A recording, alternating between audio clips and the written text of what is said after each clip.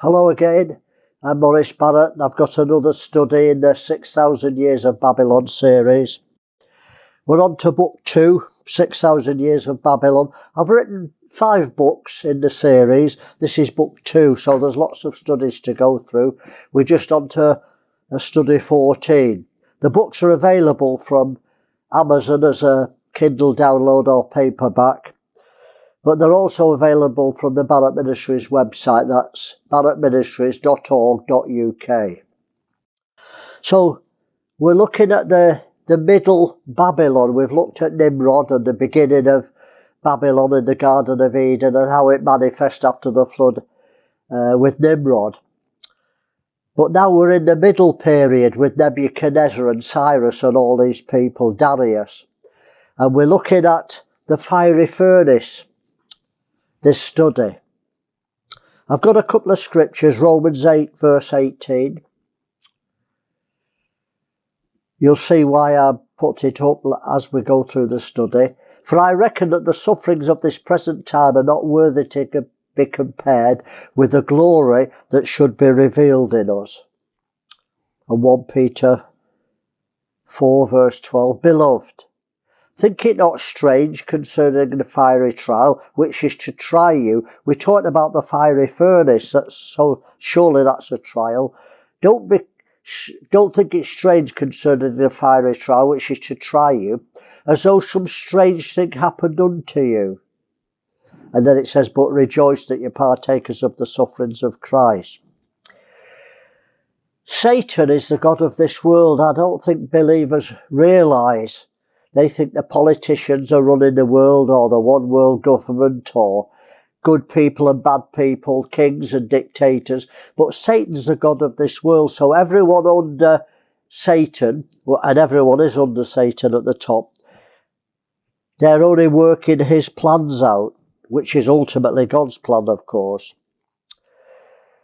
Well, Satan's plan is to be the counterfeit of God. He wants worship of our free will. God won't force worship. He wants us to worship because we love him. You can worship without love, and God doesn't want that. It's not acceptable. So he wants us to worship God in spirit and truth because of love. But the problem is Satan can't show himself. God revealed his love for us by sending his son to die for us. God so loved the world, he sent his son. But what's Satan done? So you can say, wow, I'm going to serve Satan. It is no attribute, not one attribute that's worth serving. So he's got to use deception. He's got an enormous task on. And he was very successful, of course. God made him that way, I believe. That's what devil means, deceiver. And he was successful with Eve in the Garden of Eden, and he's used it ever since successfully, deceiving. That's his main, that's his only power. I've just done a vlog for Food for Thought. And how much power does Satan have? Well, he has very limited power. His only power is to deceive us, to come under God's judgment. The Satan can't curse us or cause judgment upon us. Only God is the judge, and only God can curse all people. So his only power is deception, but he's very good at it. He wields it masterfully. The trouble is, there's a saying in the world, and I was thinking about it when I was looking at my notes. You can deceive all of the people some of the time, and you can deceive some of the people all of the time, but you'll never deceive all of the people all of the time. There's always a remnant that you can't deceive. I'll say that again. You can deceive some of the people all the time. And you can deceive all of the people some of the time. But you can't deceive all of the people all of the time. And Satan knows this. The majority can be deceived. It doesn't matter whether it's 90% or 99%. He wants 100%. He wants the whole world, man and woman and children, to worship him. He won't accept one who rebels. Satan can't allow one person out of 7 billion to not bow the knee. He can deceive 90%, 99%. So that's where his second plan comes. If you can't be deceived, he'll use force. And this is so applicable to the days we're living in. So applicable. The fiery furnace is a prophecy of what's going to happen in my lifetime, I believe. It happened in Babylonian times, but you know, it's amazing that people relegate the fiery furnace, Daniel in the lion's den, to kindergarten stories. God forbid that we should use the stories to tell children exciting things. What about teaching children the principles? There's principles here for the end days. Well, there's prophecies in this story that's applicable to the last days, if we've eyes to see them. Things that will happen soon on the earth.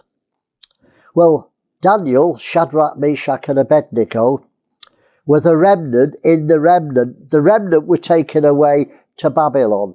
Most of the Jews were either killed or enslaved, and some of them were left to keep the fields and run Judea. But the creme de la creme, the intelligentsia, the wise people, the people who were in government were taken to Babylon. And there was many of them. There was 3,023 people went to Babylon, and these were all either of the royal seed or able to reign. So you're talking about the higher echelons of society, those who rule, those who've been to public school in these days and end up as MPs or managing directors of conglomerates, but powerful people, head of the chief, head of the army. These were powerful people. They were in Israel, in Jerusalem, and Nebuchadnezzar, very wise, imported them. You know, God's people are very important to Satan because God can make you wise. God can give you skills. And of course, they're of great use to Babylon when God puts you under judgment. And only a few served God in truth when they were in Babylon. Most of them served Babylon because it took 3 years to Babylonianize them. They learnt the Babylonian language, they learnt the culture, they learnt the gods. And Nebuchadnezzar changed the name. So Daniel was called Belteshazzar. And Azariah, Mishael and Azariah, they were changed to Shadrach, Meshach and Abednego. That wasn't the name, Shadrach, Meshach and Abednego. They were Persian names. The Jews came back from, how do I know this, that most of them served Babylon? Because when they came back after 70 years, they brought the Babylonian Talmud. They had local places of worship, which God said that was forbidden in Israel. And they got Babylonianized, so they brought the Babylonian religion back to Israel. And it became Judaism, Judaism, yeah, which is occult really, the Kabbalah and all that, the occult side of Jewry. That came from Babylon. And even today, a Jew, the highest standard is not the Torah, the books of Moses, but it's the Babylonian Talmud. Amazing. Most of those saved, I believe, are God's remnant. They're saved. They were taken out of Egypt. But they'll never get into the promised land. They'll never get in the kingdom of reign with Christ, because it's the remnant in the remnant that are the bride. It's the remnant in the remnant that go through to the next generation. Out of the original people who came out of Egypt, people compute there's 2.5 to 4 million. I've no idea what it is, but I'll accept that it's in that range. Only Joshua and Caleb out of that whole multitude of millions got into the promised land. And in Daniel's day it was no different. Only Shadrach, Meshach and Abednego and Daniel wouldn't bow to the system. That's 4 people from the couple of thousand, the 3,000 of these people that went into Babylon. Why should we expect anything different today? The principles don't change. There's millions of Christians who are saved. Their names in the Lamb's Book of Life. But they won't be the remnant who stand when the Antichrist comes and the man of sin. Because history's proved it. When the persecution comes, only a remnant go through. So why should we think it's any different? Why aren't the church preparing for what's coming on the earth? I'll tell you why. Because they've been deceived. Well, Nebuchadnezzar built a statue of gold. Daniel 3 verse 1. Nebuchadnezzar the king made an image of gold, whose height was 60 cubits, and the breadth thereof 6 cubits. He set it up in the plain of Dora, in the province of Babylon. There's the statue. I don't know what it looked like. It's not the proportions of a man, but it could be a man on a plinth. It could be Nebuchadnezzar. It doesn't tell you what the image it's, and it doesn't tell you in Revelation when it says that this will happen again and the Antichrist will set up an image. It doesn't say he'll set up an image of the beast. It says he'll set up an image to the beast. So it could be this man, it could not be. It doesn't really matter. But it was of gold, 90 foot high, 9 foot wide. It could have been an obelisk, it could have been anything. Well, why build a statue? That's a good question, isn't it? It's to procure worship by deception. All statues are to procure worship by deception. I don't care whether it's Queen Victoria or John Wesley, and I've seen a statue to John Wesley in Lincolnshire, or a President of America, President Lincoln. It's to procure worship through deception. When you see the statue and say, wow, he was a great man, he was the first President of America. John Wesley, he brought revival to England. You're worshipping the statue. No, you're worshipping a devil. Thou shalt worship the Lord thy God, and him only shalt thou worship and serve. So a statue is to procure worship by deception. It's very, very simple, very deceptive, because people worship idols. American Idol, we worship pop stars, living idols, living statues, and dead statues. It doesn't make any difference. It's a deception to worship Satan, indirect worship to Satan. Well, Revelation 13:14. This is amazing because I've read in Daniel, that was 500 or 600 years before Jesus. Now we're 2,500 years after Daniel, and it says the same in Revelation. This is the man of sin, the Antichrist, the first beast, the second beast that rises out of the sea in Revelation 13. He deceives them that dwell on the earth by the means of the miracles which he had power to do in the sight of beast, saying to them that dwell on the earth that they should make an image to the beast, not an image of the beast. So we don't know whether it's the man, it could be an obelisk, it could be a phallus, it could be anything, which had the wound by the sword and did live. So here's it again, an image to the beast. And the structure was glorify man and his system. The beast, the man of the sin, the one world leader. And Nebuchadnezzar's a type of the man of sin and the Antichrist. It was one then. Now it's two, the two prophets, two beasts, the woman who rides the beast. And the beast rides and is controlled by the Antichrist. Daniel 2:37 and 30 say, Thou, O king, art a king of kings. This is talking to Nebuchadnezzar, type of the Antichrist. For the God of heaven hath given thee a kingdom, power and strength and glory. And wheresoever the children of men dwell, the beasts of the field, the fowls of heaven, hath he given unto thy hand, and hath made thee ruler over all of them. Thou art the head of gold. So Babylon controls the whole world. Why would people relegate it to the Catholic Church, or relegate it to some other religion, or relegate it to politics? Wherever men dwell, Babylon rules. It doesn't matter whether it's religion or politics, because they're all the same, or sport or show business. Wherever men dwell, Babylon rules. God said, how did Nebuchadnezzar get them to worship the statue? Interesting. He used the pride and the position. He asked the people who represented the people, the few who represented the people. So MPs represent the people. We have ambassadors that represent England. They go to another country and they represent every single person in Great Britain. When they speak, they're speaking on behalf of the politicians and the crown. So one man can speak for the whole country. So Nebuchadnezzar was very clever. He didn't ask the pro-electorate. He didn't ask the common people. Laws would never get passed if you asked the common people. in Britain, abortion would never have been accepted if they'd had a referendum on it. Stopping smacking your children with controlled discipline would have never happened. Homosexuality would have never happened. The Witchcraft Act would have never been repealed if you'd asked the common people. But they only ask the common people when they know what the decision will be. If the government know that you'll rebel against their wishes, they won't have a referendum, they'll just pass the laws.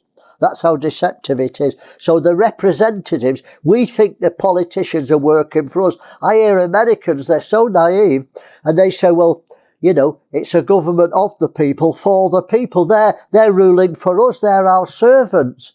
That's poppycock.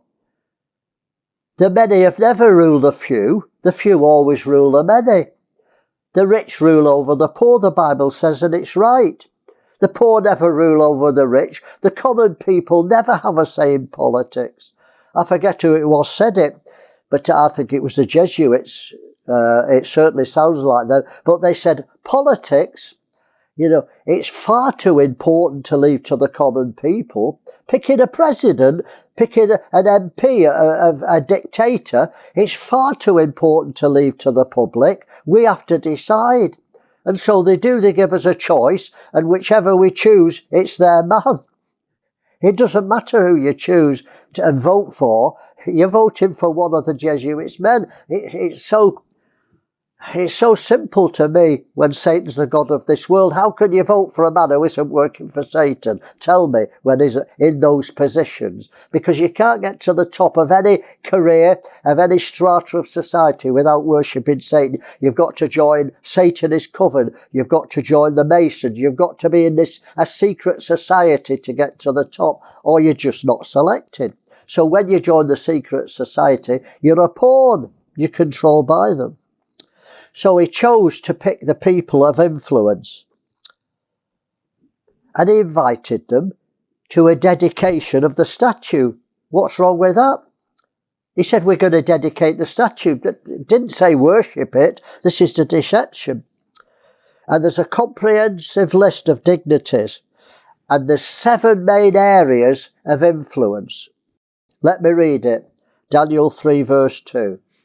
Then Nebuchadnezzar the king sent together the princes, the governors, the captains, the judges, the treasurers, the councils, the sheriffs, and all the rulers of the provinces to come to the dedication of the image which Nebuchadnezzar had set up. It's like a United Nations, isn't it? The rulers of all the provinces. Because don't forget, Nebuchadnezzar ruled from India to Ethiopia, many, many countries. So it's a form of United Nations. Let me go through them. The princes, that'd be the rulers or prime ministers, the prince of that area who control. The governors, that'd be the administration, the top civil servants. The captains, that'd represent the military, obviously. The judges, that's all the legal profession. The judges, they represent all the legality in Babylon. Can you see how the key people will all vote? In these days in the one world system, the military and the legal system and the prime ministers and the councils and the bankers, they've all got the same agenda. How can people not see it? They all vote for the same things, the one world system. You can hear them talking. The governor of the Bank of England will say, we need a cashless society, we need a one world system. The governors, the prime ministers, the dictators, they all agree. The counsellors, that's the wisdom, the council, the wisdom of Babylon, including the magicians and astrologers. The Satanists, those who get supernatural knowledge. The sheriffs, that'd be our modern police force. In America, they call the police force the sheriff. So that's the police. And the police are all on the same agenda. They're reading from the same book. The treasurers, that covered all the banking and taxation. It's amazing. It covered every strata of society. Well, the Masons control all those secret societies now. Well, the Jesuits control them all. The Masons, it's unbelievable. What a deception. Well, the representative flocked to the dedication.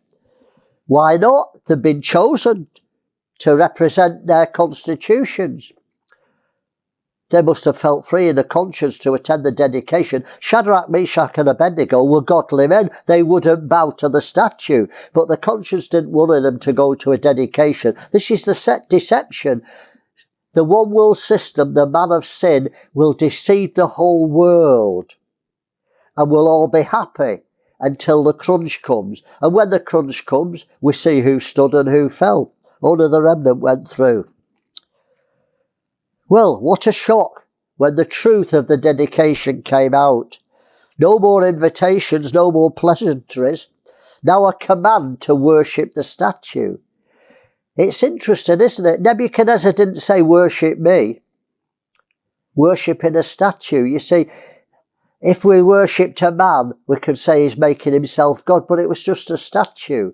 It's more subtle, isn't it, than worshipping a person. Daniel 3 verse 4. Then a herald cried aloud, to you it is commanded, not invited. You're not invited to worship, they were invited to the dedication. That's the subtlety. Nothing wrong with an invite. If I was invited to go and see the Queen or President Trump, what's wrong with that? Might be able to witness to them, maybe share my testimony. There's nothing wrong with being invited to these people, the one world system people. But to you it's commanded, O people, nations and language, the whole world, that at what time you hear the sound of the cornet, the flute, the harp, the sackbut, the psaltery, the dulcimer, all kinds of music. It doesn't say music, it mentions the instrument, so all kinds of music, all styles of music, all genre of music. You fall down and worship the golden image that Nebuchadnezzar the king has set up. Surprise, surprise. Music's the trigger. Music's the trigger to worship. Well, we know that. We go to church and it's the trigger to worship. Worship God or worship the golden calf. Many Christians go on a Sunday and think they're worshipping God, and they are, but it's round the golden calf. It's blasphemy. Never in world history has music played such a big part in the role of people's lives.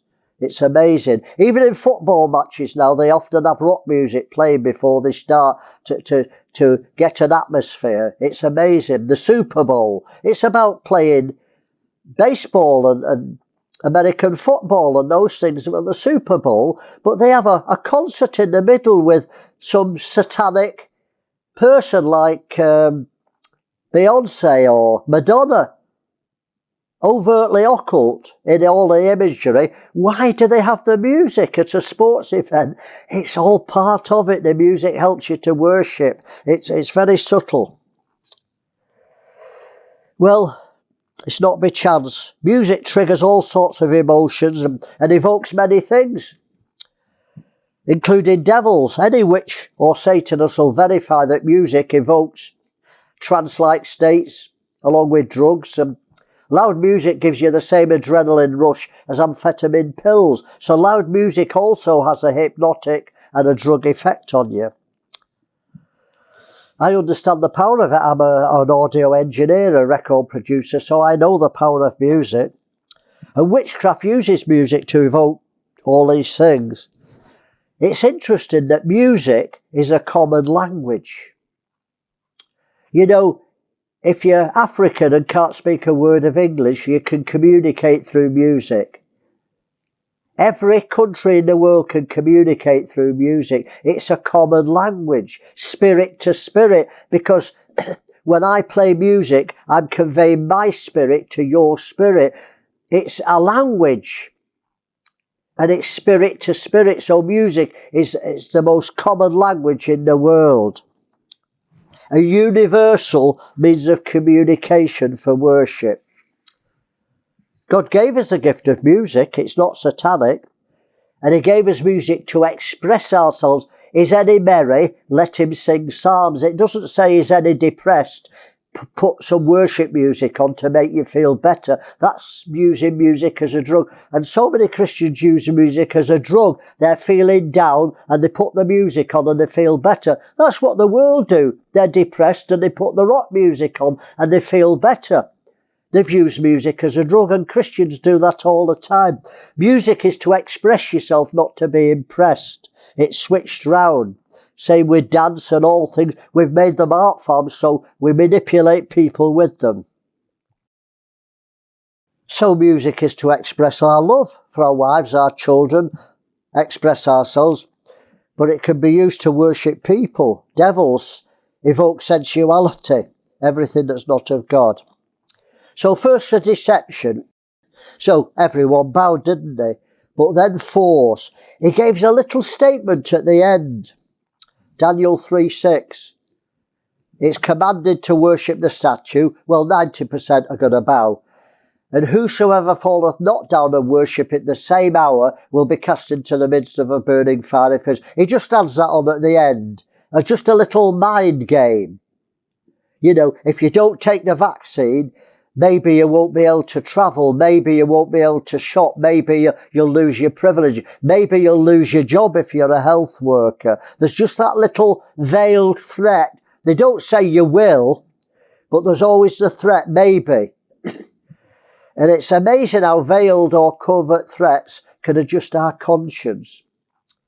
And people end up justifying what first in their hearts they rejected. And think about the pandemic. So many Christians said, well, I'm not taking the vaccine. But when the veiled threat came, maybe you'll lose your job if you're a health worker, if you're work for the government. So it's a very good example. And so many that at first in the heart rejected it, accepted it because of the veiled threat. And very few people lost their jobs. Very few people couldn't shop. All right, you couldn't travel for a while, so that was a big one. But there was a veiled threat to everyone on the planet. I felt the threat. I thought, well, maybe I can't travel anymore. Maybe we'll have to trust God for our food and clothes and healthcare. It was a veiled threat because I thought about it. So it was there, whether you're going to stand or not. Very subtle. Well, Christians haven't been trained. Pastors are not training people to stand against this deception because the pastors themselves are deceived. They brought the world in the church. They're already deceived. So how will they train the people to stand? They believe they're making a stand when they sign a petition against abortion. How pathetic. They're closing the door when the horse has bolted. Abortion's been legal for so many years. Homosexuality, it's been legal for so many years, 30, 40, 50 years, I don't know. So to try and petition the government is like closing the door when the horse has bolted. They should have made a fuss before and stopped it going through, but it's too late now. It's just a token. You feel you're standing, but you're not standing at all because there's no cost. You won't get put in prison because you sign an anonymous document to say, I don't agree with abortion, I don't agree with homosexuality, I don't believe with transgenderism. To put your name on a form with 10,000 other people, there's no threat. They're not going to come and arrest you and you won't lose your job. You think you're standing, it's pathetic. That's not standing. It's a token. It's like thinking you're generous and alms giving when you don't send Christmas cards at Christmas and send £5 to the children in need and you feel you're doing good. It's pathetic really, isn't it? There's no cost, you see. Christians don't want to pay the cost to stand up.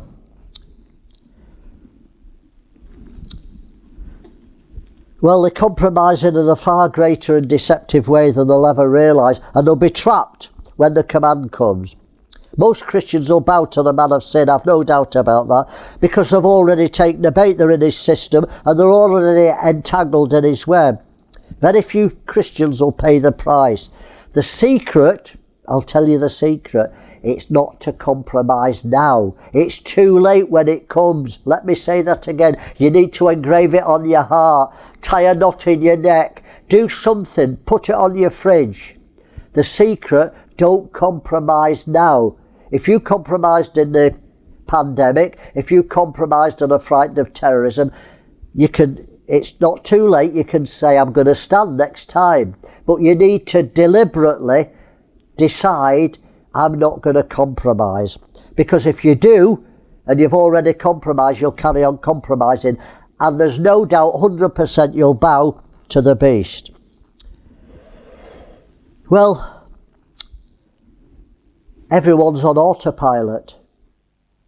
When the command came, all those dignitaries, don't forget these are the intelligentsia, these are the prime ministers, the governors, the head of the chief, the head of the judicial system, the head of the army, the commander of the army, the whole, the highest person in the army.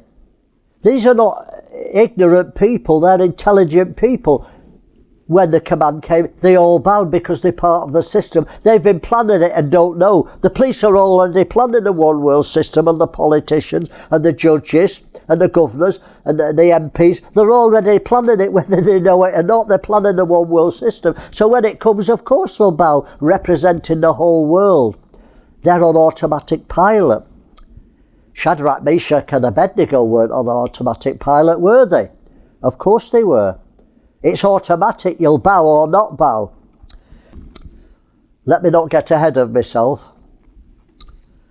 Everyone bowed except Shadrach, Meshach and Abednego, and it said the king was angry, and he said, bring him to me. He was livid. And when they came, he smiled. He said, Shadrach, Meshach and Abednego, you're well up in my government, I appreciate you. I hear you didn't bow. Maybe you didn't understand the command. It doesn't matter. Next time you hear the music and the harp and the sackbut and all kinds of music, if you bow, no problem. But if you don't, the fiery furnace. So if seduction doesn't work, but it's amazing. Nebuchadnezzar, a type of the Antichrist, gave them another chance. You'd think there was an edict. If you don't bow, you go in the fiery furnace, but he didn't do it. Why? Why didn't Nebuchadnezzar do it? Because he doesn't want to destroy us, he wants worship. If the Satan destroys me, I can't worship him, can I? He wants us to be alive and worship him. So he'll give you another chance, and you'll always get another chance to bow. If you say, no, I'm standing and you won't bow, he'll put more pressure on, give you another chance. It's all right. When the next pandemic comes, and there's one coming, it's on the way, they've already planned it. When the next pandemic comes, it's all right. You didn't take it then. Take it now. Give you another chance. But they were programmed, they were on autopilot. What did they say? They said, we don't have to think. We don't have to think. We know our God can deliver us, but whether he does or not, we're not bowing. See, the fiery furnace is the devil's counterfeit, to put fear in the hearts of those who don't want to bow. It's interesting, a fiery furnace. The lake of fire is God's judgment. It's like Satan is using the fiery furnace. Judgment. If you don't bow, I'll judge you. You'll go in the fire.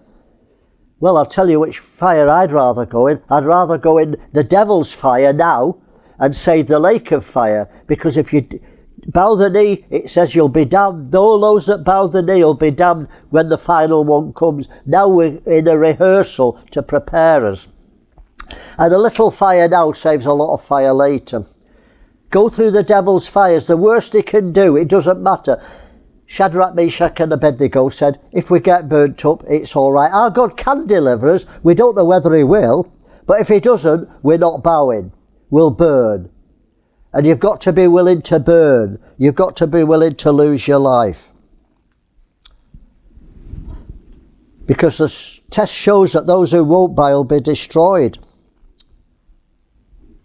Thank God that Satan's under God's control at all times in all circumstances. 1 Peter 4 verse 12 and 13. Think it not strange concerning the fiery trial. That's why I put it in the fins, to trigger your subconscious so you'd realise that's what it's about.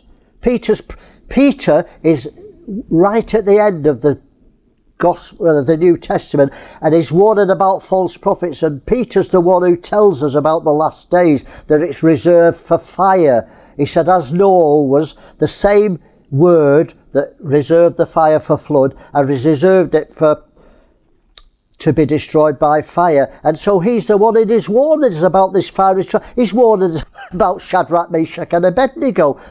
They went through the fiery trial. He's saying it's coming again. This is the last days. Peter's referring to that subliminally. Whether he knew it or not, I don't know, but I can see in the spirit. He said, don't think it's strange concerning the fiery trial. Why do you worried about the fiery furnace? As though some strange things happened unto you. If you don't bow, you'll go through the fiery furnace. But rejoice in so much as you're partakers of Christ's suffering, that when his glory shall be revealed, you shall be glad with exceeding joy. So if you suffer with Christ, you'll reign with Christ. Let me read Revelation 14, verse 9 and 10. This is those who won't worship the beast. So I'm paralleling all the time, drawing a parallel between Daniel and Revelation, because it's the same. It's just a prophecy. And the third angel followed them, saying with a loud voice, if any man worship the beast and his image, and receive his mark in his forehead or his hand, the same shall drink of the wine of the wrath of God, which is poured out without mixture into the cup of his indignation. And he shall be tormented with fire and brimstone in the presence of the holy angels and in the presence of the Lamb. That's the lake of fire. With fire and brimstone in the presence of the holy angels and in the presence of the Lamb. Amazing. And Revelation 16:2. And the first went and poured out his vial upon the earth, and there fell a noisome and grievous sore upon the men which had the mark of the beast, and upon them which worshipped the beast. You know it's going to cost you whatever. Well, the Bible says those that suffer with Christ will also reign with him. Revelation 24. And you'll reign for 1,000 years. And I saw thrones, and they sat upon them, and judgment was given unto them. And I saw the souls of them that were beheaded for the witness of Jesus and the word of God, and which had not worshipped the beast. This is a special company, had not worshipped the beast, neither his image, neither had received his mark upon their foreheads or in their hands. And they lived and reigned with Christ 1,000 years. They that suffer with Christ will also reign with him. So we've got to take this seriously. Woe betide us if we relegate this to the kindergarten and Daniel in the lion's den, which is the next study, and the fiery furnace. It's for grown-up disciples. Well, Shadrach, Meshach and Abednego, they were betrayed. How would Nebuchadnezzar know that 3 hadn't bowed out of hundreds and hundreds? They were betrayed by their own peers who were ruling alongside them. That's amazing. Your foes will be of your own household. That's what Jesus prophesied at the end. Your enemies, your foes, will be of your own household. Those who are with you in the church, your brothers, your sisters, physically and spiritually. Daniel 3, verse 8 to 12. Wherefore at that time certain Chaldeans came and accused the Jews, and spake and said unto the king, O king, live forever. God save the king. Thou, O king, made a decree that every man shall hear the sound of the cornet, flute, harp, sackbut, psaltery, and dulcimer, and all kinds of music shall fall down and worship the golden image. And whoso falleth not down and worshippeth, that he shall be cast into the midst of a burning fiery furnace. Notice it doesn't say he that falleth down. He that falleth down and worship. It's about worship, not bowing. And whosoever falleth not down and worshippeth, that he shall be cast into the midst of a burning fiery furnace. It's funny. It said certain Chaldeans. We don't know who they were, do we? Certain. Doesn't name them. Certain Chaldeans, and they say there are certain Jews, but they name them. They don't say there's 3 who've not bowed. They say certain Jews whom thou hast set over the affairs of the province of Babylon, and they named them Shadrach, Meshach and Abednego. These men, O king, have not regarded thee.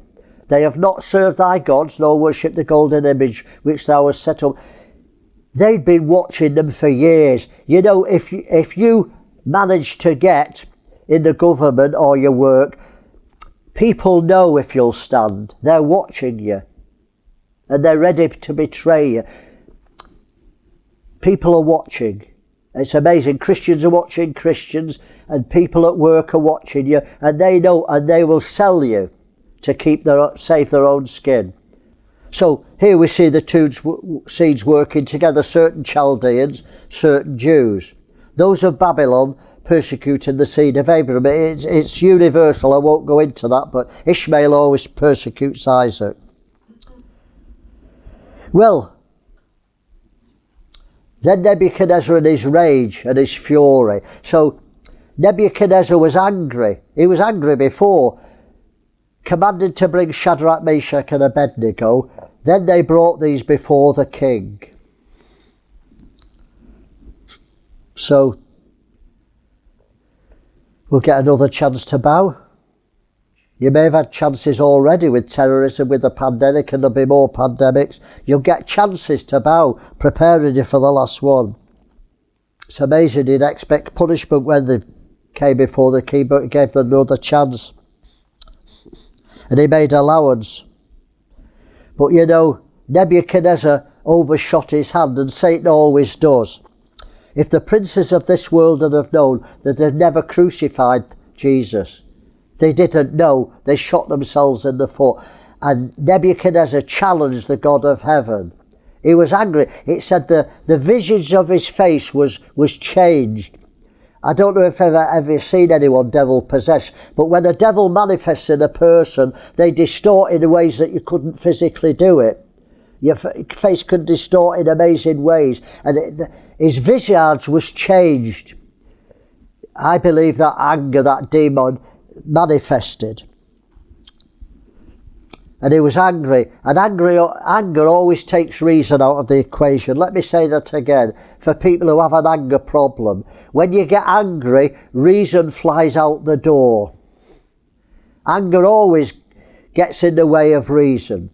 Don't get angry because you're not reasonable. You'll thump the door. You'll thump somebody you love. You'll make a quick, irresponsible, spontaneous action that'll have dire consequences when you're angry.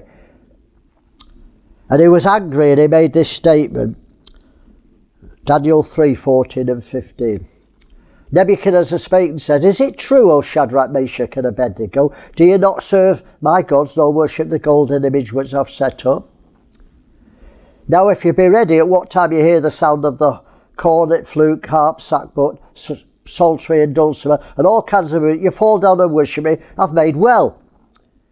But if you worship not, you shall be cast the same hour into midst of the fiery furnace. And then he gets arrogant. Then his pride comes in. Then his anger takes hold of him. And who is that God that shall deliver you out of my hands? I'm the God of this world.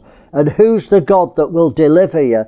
The man of sin is a megalomaniac. He believes in his own power. He's going to get cast straight. He won't even die. He's going to get cast straight with the Antichrist, straight into the lake of fire. And he shot his bolt. He's overplayed his hand. Who is that God shall deliver you out of my hands? The real God. And what did they say?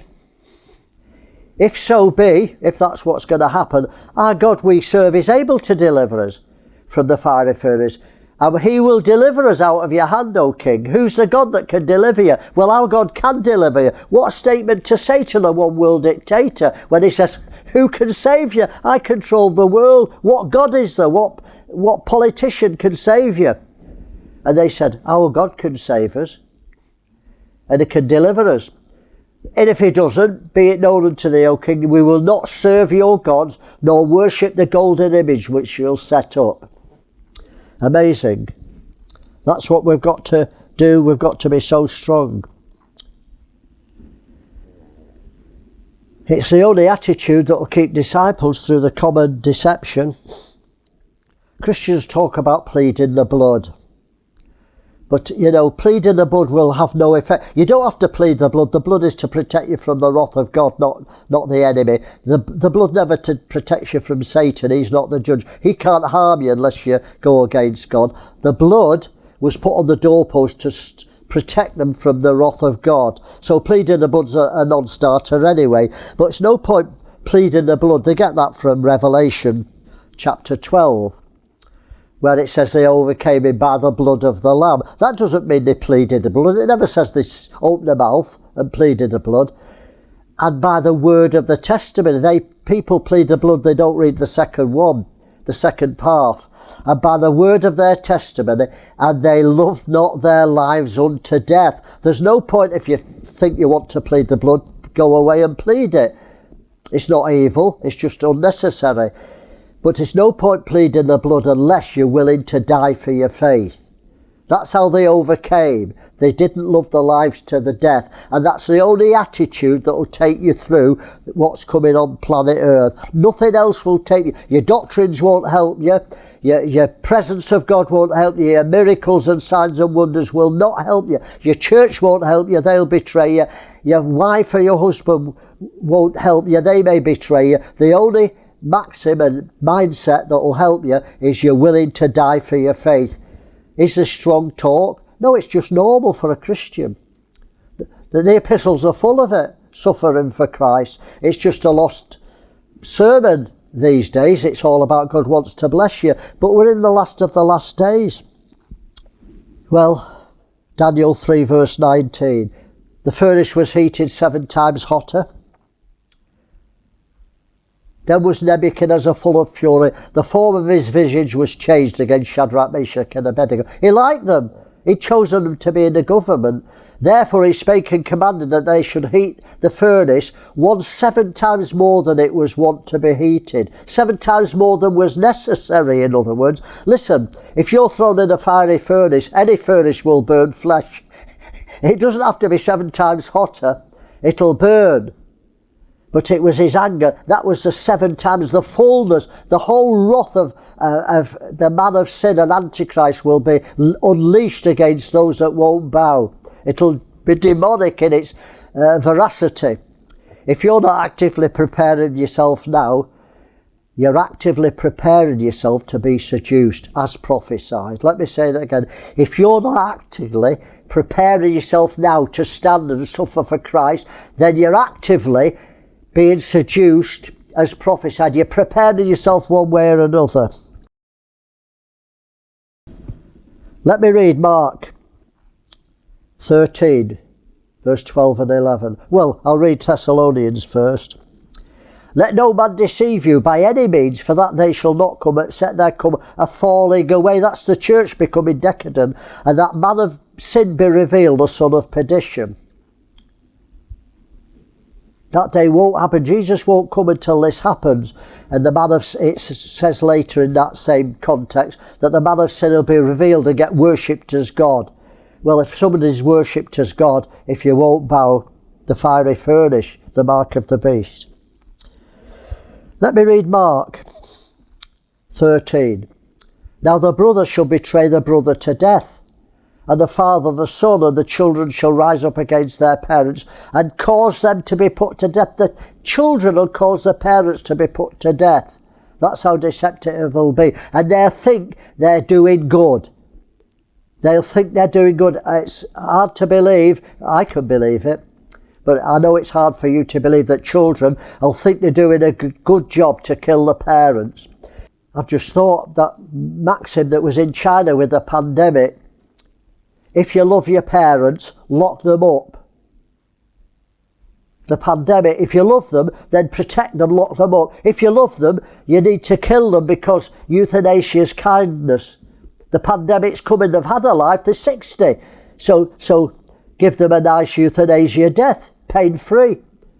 They'll think they're doing a good thing. I can see how easy it is with abortion and euthanasia coming in. We used to killing people with a nice ethos, so-called. And you should be hated of all men for my name's sake, but he that endures to the end shall be saved. You've got to endure this. He doesn't say escape it, he says endure to the end. And Matthew 24 verse 12, that Jesus is talking about the end times. And because iniquity shall abound, the love of many, not few, the love of many shall wax cold. This is God's people. The love of many will wax cold. Well, the fire couldn't destroy them, could it? The angel stood in the in the flame with them. The fire that was to burn them to death seemed to have no effect on them. That's not true. It did have an effect on them. It freed them. The fire frees you, the trial frees you. When you've been through the fires, you fear neither man nor beast or devil. You don't care anything, because when you don't care for your life, you're impervious to any threats. You're invincible, you're overcomer, because they can only threaten you. And if you're not frightened to die, they have no power over you. The whole power of the one world system is fear. And if you refuse to fear and say, well, kill me, that's all right, you win, they lose. They only win when you're frightened. But when you go through, it frees you. That's why God's taking his people through many trials. It's to make us strong. Don't think it's strange that the fiery trial as though something strange has come onto you. It's so you can be glorified with Christ. The trials free you. I know that. I've been through trials, and it makes you stand up to people and courts and family and so many things. It freed them. They came out freed. Daniel 3:25. This is what the captain said. And he answered and said to Nebuchadnezzar, lo, I see 4 men walking in the midst of the fire, and they have no hurt. And the form of the 4th is like the Son of God. Not the Son of Man, Son of God. Amazing. And all that was burnt was the things that bound them. And that's what we need, free from the things that bound us. Let me say that again. Beloved, think it not strange concerning the fiery trial. We're not taught these principles. We should expect them, as though some strange thing happened unto you. Well, after the trial, they were promoted to a higher status. They didn't lose by it. When God allows you to go through the fires, it doesn't destroy you, it frees you. Babylon means it for bad, but God means it for good. And those who go through the fires will reign with Christ in his everlasting kingdom. Well, it's been a long study. I think I've said enough. I think it's an exciting study, and I'm excited about the next one, because Daniel in the lion's den is not a parallel with the fiery furnace. It's completely different principles. So please tune in to the next study, The Lion's Den with Daniel. God bless you. Have a wonderful week.